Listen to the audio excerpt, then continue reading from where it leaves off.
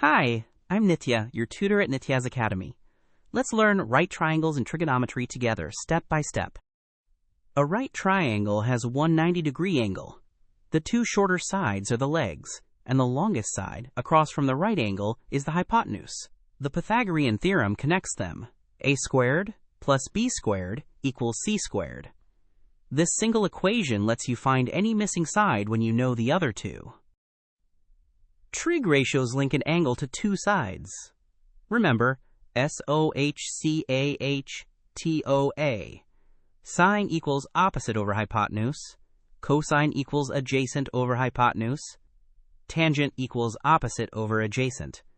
Pick the ratio that uses the sides you know and the angle you want. These three relationships are the heart of right triangle trigonometry. A right triangle has legs of 9 and 12. To find the hypotenuse, square each leg. 9 squared is 81, 12 squared is 144. Add them for 225. The hypotenuse is the square root of 225, which is exactly 15. This is the famous 9, 12, 15 right triangle. Now find a side using an angle. We have a 30-degree angle with the adjacent side equal to 10. And we want the opposite side. Tangent uses opposite over adjacent, so tangent of 30 equals opposite over 10.